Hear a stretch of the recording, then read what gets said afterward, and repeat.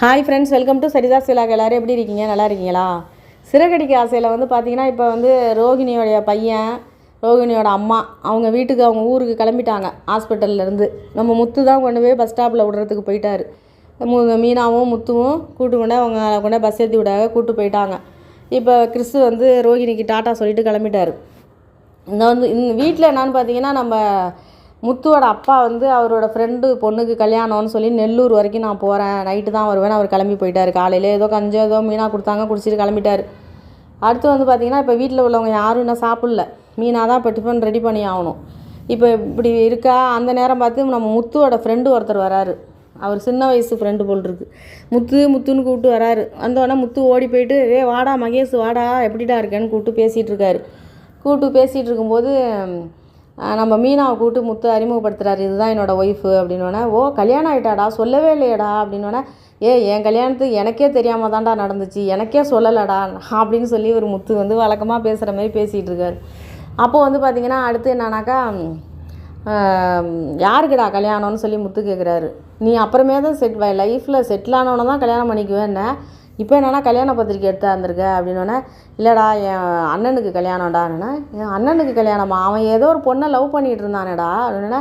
ஆமாண்டா, அந்த பொண்ணெல்லாம் பிரேக்கப் ஆகிடுச்சுடா, இப்போ வீட்டில் பார்க்குற பொண்ணை கல்யாணம் பண்ணிக்க போகிறான்டா அப்படின்னா. ஓ அப்படியா?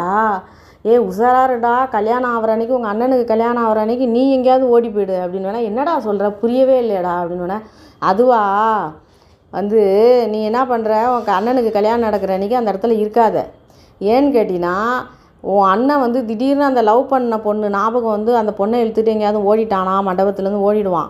அந்த நேரம் அடுத்து யார் இருக்கா? நீ தான் இருக்க. அப்போ கல்யாண பொண்ணு வீட்டில் என்ன பண்ணுவாங்க, கல்யாணம் நடந்தே ஆகணும்பாங்க. அப்போ உடனே உங்கள் வீட்டில் என்ன பண்ணுவாங்க, ஒன்றை கூப்பிட்டு உட்கார வச்சு உன் தலையில் அந்த பொண்ணை கட்டி வச்சுருவாங்க. காலம் ஃபுல்லாக நீ என்னன்னாக்கா அவஸ்தைப்படணும். அதனால் மாட்டிக்காத கல்யாணத்தில், அதை மாதிரி கல்யாணத்தில் போய் மாட்டிக்காத. நீ உஷாராக இருந்துக்கடான்னொன்னே. நீ சொல்கிறது புரியலடா அப்படின்னோடனே. ஆமாண்டா, என் அண்ணன் ஓடி போயிட்டான்டா கல்யாணத்தில் அன்றைக்கி பணத்தை தூக்கிக்கிட்டு. அந்த நேரம் வேறு வழி இல்லாமல் என் தலையில் பிடிச்சி அந்த பொண்ணை கட்டி வச்சுட்டாங்கடா. இப்போ நான் கல்யாணத்தில் மாட்டிக்கிட்டேன்டா, இப்போ பொண்டாட்டி பிள்ளைன்னு இருந்துக்கிட்டு இருக்கான்டா அப்படின்னு சொல்லி ஒரு சும்மா விளையாட்டுக்கு சொல்லுவாங்களா மாரி சொல்லிக்கிட்டு இருக்காரு. அது மீனாவுக்கு கோபமாக வருது. தலையில் கட்டி வச்சுட்டாங்க, தலையெழுத்தேன்னு நான் மாட்டிக்கிட்டேன்டான்னு சொல்கிறப்ப அவங்களுக்கு கோபம் வருது. இவங்களுக்கும் சந்தோஷமாக இருக்குது, விஜயாவுக்கெல்லாம்.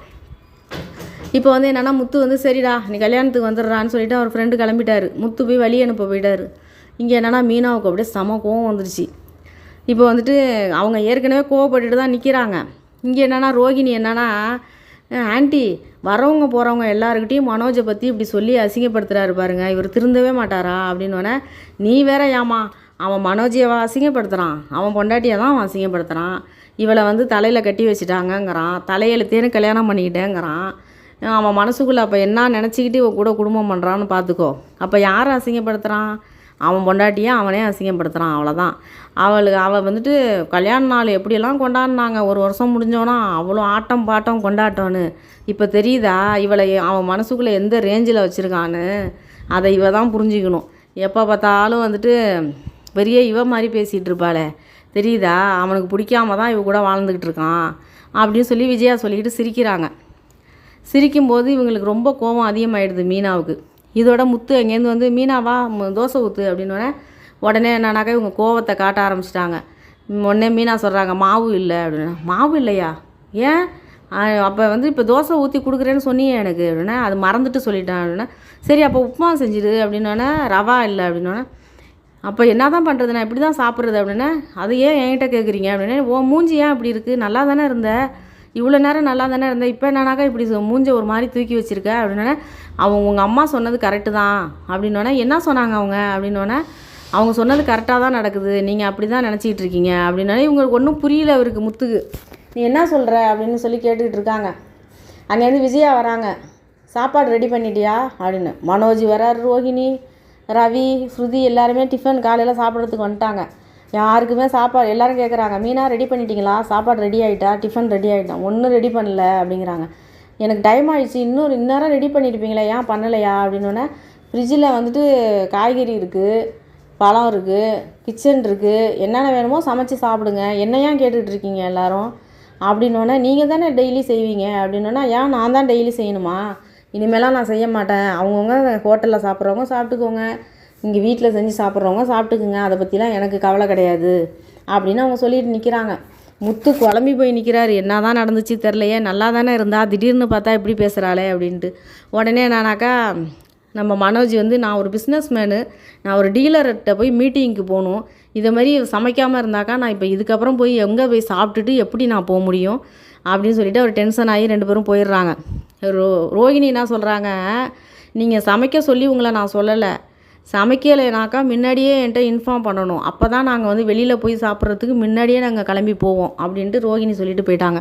ஸ்ருதி என்ன சொல்கிறாங்க, மீனா உடம்பு சரியில்லையா, நீங்கள் இன்னும் நல்லா ஒரு நாள் ரெஸ்ட் எடுத்துக்கோங்க, எதையும் தேவையில்லாமல் நினச்சி குழம்பிக்காதீங்க, நான் வந்து ஆர்டர் பண்ணி சாப்பிட்டுக்கிறேன் அப்படின்னு சொல்கிறாங்க. ரவி வந்து நான் வெளியில் போய் சாப்பிட்டுக்கிறேன்னு போயிட்டார். விஜயாவிட்ட சொல்கிறாங்க ஸ்ருதி, உங்களுக்கும் சேர்த்து நான் ஆர்டர் பண்ணிடுறேன் ஆண்டி அப்படின்ட்டு போயிட்டாங்க. விஜயா வந்து சொல்கிறாங்க, இப்போ சந்தோஷமா, இப்போ நிம்மதியாக உனக்கு, வீட்டில் உள்ளவங்க எல்லாரும் பசியோடு வெளியில் கிளம்பி போயிட்டாங்க, இப்போ நிம்மதியாடி உனக்கு அப்படின்னு சொல்லி அவங்க திட்டிட்டு அவங்க கிளம்பி போயிட்டாங்க. விஜயா வீட்டுக்குள்ளே போயிட்டாங்க. இப்போ முத்து வந்து, என்னாச்சு மீனா உனக்கு, ஏன் இப்படி நடந்துக்கிற, என்னாச்சு, யார் என்ன சொன்னது, எங்கள் அம்மா என்ன சொன்னாங்கன்னு கேட்குறாரு. உடனே வந்துட்டு, உங்கள் ஃப்ரெண்டுக்கிட்ட சொல்லிகிட்டு இருந்தீங்களே ஏதோ தலையெழுத்தேன்னு தான் என்னை கட்டிக்கிட்டேன்னு, அப்போ வந்துட்டு தலையெழுத்தேன்னு தானே என் கூட குடும்பம் பண்ணுறீங்க, உங்களுக்கு பிடிக்கலன்னா சொல்லிட வேண்டியது தானே, அப்படியே தலையெழுத்தேன்னு குடும்பம் பண்ணுறீங்க அப்படின்னோடனே முத்து உடனே சொல்கிறாரு, அதை நான் விளையாட்டுக்கு மனோஜை கலாய்க்கிறதுக்காக சொன்னேன், உன்னை வந்து எனக்கு எந்த அளவுக்கு பிடிக்கும்னு உனக்கே தெரியும்ல அப்படின்னா. அப்படிலாம் கிடையாது, நீங்கள் அவர்கிட்ட சொன்னப்போ எப்படி சொன்னீங்க, நான் போய் வசமாக மாட்டிக்கிட்டேன், என்னை தலையெழுத்தேன்னு வந்து அந்த பொண்ணை என் தலையில் கட்டி விட்டாங்க, வேறு வழி இல்லாமல் வாழ்ந்துக்கிட்டு இருக்கேன்னு தானே சொன்னீங்க, அப்போ வேறு வழி இல்லாமல் தானே என் கூட வாழ்கிறீங்க, அப்போ உங்களுக்கு பிடிச்செல்லாம் என் கூட வாழல அப்படின்னோடனே, அது ஒரு செய்தின்னு நினச்சிட்டு தான் இப்போ நீ மூஞ்சை தூக்கி வச்சுக்கிட்டு இருக்கியா, அவன்கிட்ட சும்மா கலாய்க்கிறதுக்கு சொல்லிகிட்டு இருந்தேன், மனோஜை கலாய்க்க பேசுனேன் அப்படின்னா. அதெல்லாம் கிடையாது, உங்கள் மனசுக்குள்ளே உள்ளது தான் வெளியில் வார்த்தையாக வெளியில் வருது அப்படின்னோடனே முத்துவுக்கு டென்ஷன் ஆகிடுது. நீ நினைக்கிற மாதிரிலாம் கிடையாது மீனா, நீ நான் சும்மா சொன்னதெல்லாம் ஒரு செய்தியாக பிடிச்சிக்கிட்டு சண்டை போட்டுக்கிட்டு இருக்க அப்படின்னோடனே, அப்படிலாம் கிடையாது, அதுதான் உண்மை அப்படிங்கிறாங்க. முத்து வந்து டென்ஷனாக கிளம்பி போயிட்டார். சவாரி ஒன்று வந்துருச்சு, போயிட்டார். இந்த பக்கம் என்னன்னா, மீனா போய் கிச்சனில் நின்று யோசிச்சுட்டு இருக்காங்க. நம்மளை வந்துட்டு அவர் பிடிக்காம தான் ஏற்றுக்கிட்டு குடும்பம் பண்ணுறாரு போல் இருக்கு அப்படின்ட்டு யோசிச்சுட்டே நிற்கிறாங்க. அவங்க அம்மா கால் பண்ணுறாங்க. மீனாவோட அம்மா கால் பண்ணி, மீனா நல்லா இருக்கியா, உடம்பு பரவாயில்லையா, நேத்தியெல்லாம் ஃபோன் பண்ணவே இல்லை அப்படி இப்படின்னு பேசிகிட்டு இருக்காங்க. ஆனால் மீனாவுக்கு நினப்பு ஃபுல்லாக அந்த இதுலேயே இருக்குது. பதில் பேசலை சரியாக அவங்க அம்மாட்ட. கோவமாக பேசிட்டு வச்சிடுறாங்க. நான் அப்புறம் ஃபோன் பண்ணுறேன் வை, அதான் தலையெழுத்துன்னு ஒருத்தவங்க தலையில் பிடிச்சி கட்டி வச்சிட்டிங்கல்ல, வேறு வழி இல்லாமல் தானே வாழ்ந்துக்கிட்டு இருக்கேன் அப்படிங்கிற மாதிரி சொல்லிவிட்டு, சரி வை நான் அப்புறம் பேசுகிறேன்னு வச்சிடுறாங்க. இப்போ மீனாவோட அம்மாவுக்கு ஒரே குழப்பமாயிடுது. ஏதோ சண்டை நடந்திருக்கு, மீனா சரியாகவே பேசலை அப்படின்னு சொல்லிட்டு சீதா கிட்ட சொல்லிகிட்டு இருக்காங்க அவங்க தங்கச்சிக்கிட்ட. மீனா வந்து ஏதோ டென்ஷனாக பேசுகிறா, கோவமாக இருக்கா, என்னான்னு தெரில, அவங்க மாமியார் ஏதாவது திட்டாங்களா, இல்லை மாப்பிள்ளை ஏதாவது சண்டை போட்டாரா தெரில, என்னமோ தெரிலன்னு சொல்லி இவங்க டென்ஷனாக குழம்பி போய் பேசிகிட்டு இருக்காங்க. உடனே நானாக்கா அவங்க தம்பி இருக்கார்ல, மீனாவோட தம்பி, அவர் சொல்கிறாரு, மாமியார் அவங்க வீட்டில் வந்து மீனாக்காவுக்கு பிரச்சனைனா அவங்க மாமியார் இல்லை அந்த ஆள் இருக்கார்ல மீனாக்கா புருஷன், 2 பேரால் தான். அவங்க மாமியார் பேசுகிறது மீனாக்காவுக்கு பழகி போச்சு, அதை பற்றி கவலைப்படாது. ஆனால் இப்போ புதுசாக இப்போ கோவமாக இருக்குதுன்னா அது புருஷன் தான் ஏதாவது சண்டை போட்டிருப்பாரு, அந்த ஆள் தான் குடிச்சிட்டு போய் ஏதாவது திட்டிருப்பார், அந்த ஆளுக்கு போய் கல்யாணம் பண்ணி கொடுத்து அக்காவோட நிம்மதியே கெடுத்துட்டீங்க அப்படின்னு சொல்லி இவர் டென்ஷனாக பேசுகிறாரு சத்யா. இவங்க என்ன நடந்துச்சுன்னே தெரியாமல் எதுக்குடா அவங்க மேலே போய் குறை சொல்லிகிட்டு இருக்கா அவர் மேலே, அதுவும் இந்த ஆள் அந்த ஆளுன்னு பேசுகிற மரியாதை கொடுக்காம, அவனால் நீ தான் மரியாதை கொடுக்கணும் அந்த ஆளுக்கு அப்படின்னு சொல்லிட்டு நான் காலேஜுக்கு போகிறேன்னு சொல்லி கிளம்பி சத்யா போயிட்டார். இந்த பக்கம் வந்துட்டு மீனாவோட அம்மாவுக்கு வந்து ஒரே குழப்பமாக இருக்குது, என்னானே தெரிலையே அப்படின்ட்டு. இதோடு முடிச்சிருக்காங்க சிறகடிக்க ஆசை. இப்போ வந்து பார்த்திங்கன்னா நாளைக்குன்னு போட்டு காட்டுறாங்க. மீனாவுக்கு ஃபோன் பண்ணுறாரு முத்து. வீட்டில் வந்து மீனாவை தேடுறாரு, மீனாவை காணும். வெளியில் ஸ்கூட்டி கிடக்குது. அவங்க அண்ணாமலையும் வந்துட்டார், ஊரில் அவர் வெளியில் போயிருந்தார்ல வந்துட்டார். மீனா அங்கன்னு கேட்குறாரு விஜயாட்ட. அவள் எங்கேயோ தெரில, வீட்டில் முதலேருந்தே ஆளையை காணும், எங்கேயோ அங்கங்கே உள்ளவங்களெல்லாம் குடிச்சு மருமகன்னு வீட்டுக்கு கூட்டு வந்தீங்கல்ல, அதுதான் அந்த லட்சணம் தான். எங்கே போகிறா வரான்னு வெளியில் போகிறதையும் சொல்கிறது கிடையாது, வரதும் சொல்கிறது கிடையாது, அவள் பட்டிக்கு அவள் இஷ்டத்துக்கு நடந்துக்கிட்டு இருக்கா அப்படின்னு சொல்லி விஜயா சொல்லிகிட்டு இருக்காங்க. இப்போ வந்து முத்து வந்து ஃபோன் பண்ணி பார்க்குறாரு, நாட் ரீச்சபிள்னு வருது ஃபோனு. இப்போ டென்ஷனாக, காலையில் வேறு டென்ஷனாக பேசிட்டு போனோமே, இவளை ஆளை காணுமேன்னு டென்ஷனாக நிற்கிறாரு முத்து. இப்போ இதோட இருக்குது. நம்ம முத்து பேசுகிறதும் சரி கிடையாது தானே.